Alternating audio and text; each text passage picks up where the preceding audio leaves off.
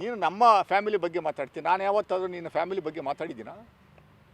ನಿನ್ನ ಮಗಳ ನಿನ್ನ ಹೆಂಡತಿ ಬಗ್ಗೆ ನಾನು ಯಾವತ್ತು ಮಾತಾಡಿದ್ದೀನಾ? ಪಾಪ ಆ ಹೆಣ್ಣು ಮಗಳ ಬಗ್ಗೆ ನಾವು ಮಾತಾಡೋಲ್ಲ, ಅವ್ರ ಹೆಂಡತಿ ಬಗ್ಗೆ ಮಾತಾಡೋಲ್ಲ. ನನಗೆ ತಂಗಿ ಸಮಾನ.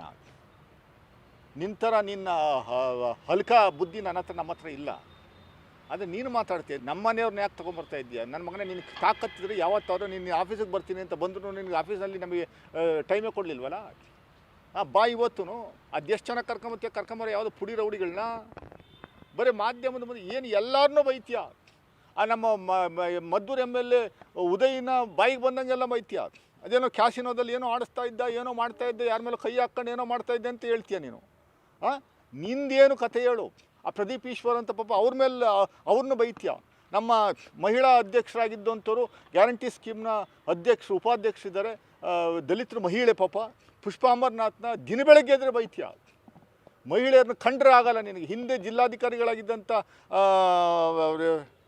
ಯಾರು ಸಿಂಧೂರಿ ಬಗ್ಗೆ ತಂದಿಕ್ಕು ಅಂತ ಕೆಲಸವನ್ನು ಮಾಡಿಬಿಟ್ಟೆ. ಆ ಶಿಲ್ಪನಾಗೂ ಸಿಂಧೂರಿ ವಿಚಾರದಲ್ಲಿ ತಂದಿಕ್ಕು ಅಂತ ಕೆಲಸವನ್ನು ಮಾಡಿದೆ. ನೀನು ಎಲ್ಲೆಲ್ಲಿ ಏನೇನು ಯಾರನ್ನು ಟಚ್ ಮಾಡೋಕ್ಕೆ ಹೋಗ್ತೀಯೋ ಅವ್ರು ಯಾವಾಗ ಒದ್ದ ತಕ್ಷಣ ಅವ್ರ ವಿರುದ್ಧ ತಿರುಗಿ ಬೀಳುವಂಥ ಕೆಲಸವನ್ನು ಮಾಡುವಂಥದ್ದು ಮಾಡ್ತಾಯಿದ್ದೀಯ. ಇಲ್ಲಿ 2 ಸರಿ ಎಲ್ಲೋ ಮೈಸೂರಲ್ಲಿ ನಿನ್ನ ಯೋಗ್ಯತೆಗೆ ಗೆಲ್ಲಿಸ್ಬಿಟ್ರು, 2 ಸರಿ ಕೊಟ್ಟರು ಅವಕಾಶನ. ಏನೋ ಕಾರಣಾಂತರಗಳಿಂದ ಜನಗಳು ಓಟ್ ಹಾಕ್ಬಿಟ್ರು. ಹೌದಪ್ಪ, ನಾನು 5 ಸರಿ ಸೋತಿದ್ದೀನಿ, ಸತ್ತಿಲ್ವಲ್ಲ. ಪ್ರತಿಯೊಂದು ಬಾರಿನೂ 5 ಸರಿ ಸೋತಿರೋನು, 5 ಹೌದಪ್ಪ ಸೋತಿದ್ದೀನಿ. ನಿಂತರ ಹಲ್ಕ ಕೆಲಸ ಮಾಡುವಂಥ ಕೆಲಸವನ್ನು ಮಾಡ್ತಾಯಿಲ್ಲ ನಾವು. ನಂದು ಎಲ್ಲಾದರೂ ಇಂಥವ್ರಿಗೂ ನನ್ನ ಪಬ್ಲಿಕ್ ಲೈಫಲ್ಲಿ ಯಾರಿಗಾದರೂ 5 ಪೈಸಾ ಚೀಟ್ ಮಾಡಿದ್ದೀನಿ ಅಂತ ತೋರಿಸು. ಇಲ್ಲ ಯಾವುದಾದ್ರೂ ಇನ್ನೊಂದು ಹೆಣ್ಣಿನ ಹತ್ರ ಸಹವಾಸ ಮಾಡಿದ್ದೀನಿ, ಮಾತಾಡಿದ್ದೀನಿ ಅನ್ನುವಂಥದ್ದು ಏನಾದರೂ ಇದ್ದು ತೋರಿಸೋ. ನೀನು ಸ್ಟೇ ವೆಕೇಟ್ ಮಾಡಿಸೋ ನನ್ನ ಮಗನ. ನಿನಗೆ ಎಪಿಸೋಡ್ ಮೂಲಕ ಬಿಡ್ತೀನಿ. 18 ಎಪಿಸೋಡ್ಗಳಾಗ್ತವೆ ನಿನ್ನ ಕತೆ ಏನು ಅನ್ನುವಂಥದ್ದನ್ನ. ಸ್ಟೇ ಯಾಕೆ ತಗೊಂಬಂದಿದ್ಯಾ? ರಾತ್ರಿ ಎಲ್ಲ ಕುಡಿದ್ಬಿಟ್ಟು ನಿಮ್ಮ ಮನೆಯವ್ರು ಬಂದು ಹೇಳಪ್ಪ, ನನ್ನ ಗಂಡ ರಾತ್ರಿ ಎಲ್ಲ ಎಲ್ಲೂ ಹೋಗಲ್ಲ, 9 ಗಂಟೆಗೆ ಬಂದುಬಿಡ್ತಾನೆ, ಬೆಳಗಿನ ಜಾವ 5 ಗಂಟೆಗೆ ಬರಲ್ಲ. ನನ್ನ ಗಂಡ ರಾತ್ರಿ ಎಲ್ಲ ಕುಡಿದ್ಬಿಟ್ಟು ಹುಚ್ಚಿನ ಥರ ಆಡ್ತಾನೆ, ಬೆಳಗ್ಗೆನೇ ಎದ್ದು ಸುಮ್ಮನೆ ಮುಖ ತೊಳೆದ್ಬಿಟ್ಟು ತಲೆನೂ ಬಾಚಲ್ಲ, ಆ ಹುಚ್ಚುಚ್ಚಿನ ಥರ ಬಂದು ಮಾಧ್ಯಮದ ಮುಂದೆ ಹೇಳಿಕೆ ಕೊಡುವಂಥ ಕೆಲಸವನ್ನು ಮಾಡಲ್ಲ ಅಂತ ನಿಮ್ಮ ಹೆಂಡ್ತಿ ಕೈ ಹೇಳ್ಸಪ್ಪ, ನಾವು ಸುಮ್ಮನೆ ಆಗ್ಬಿಡ್ತೀವಿ. ಹುಚ್ಚ ಆಗಿದೆಯಾ ನೀನು? ಹುಚ್ಚ ಆಗಿರೋ ಥರ ಮಾತಾಡುವಂಥ ಕೆಲಸವನ್ನು ಮಾಡ್ತಾಯಿದ್ಯಾ? ಇವೆಲ್ಲ ಬಿಟ್ಬಿಡು. ಅರ್ಥ ಆಯ್ತಾ?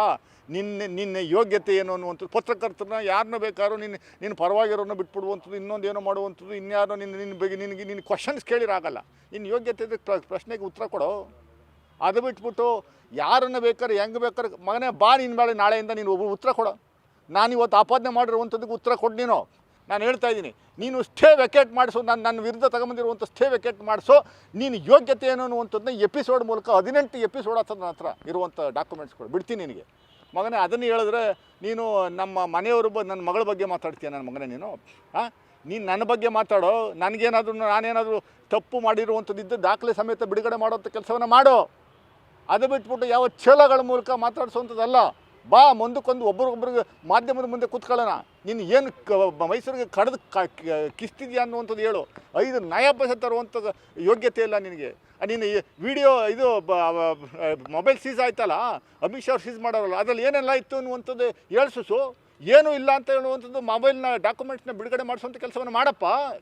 ನಿನಗೆ ಯಾಕೆ ಟಿಕೆಟ್ ಕೊಡಲಿಲ್ಲ ಅದು ಹೇಳಯ್ಯ. ಇಂಥವ್ರಿಗೆ ಹೇಳಿಲ್ವಲ್ಲ ನೀನು.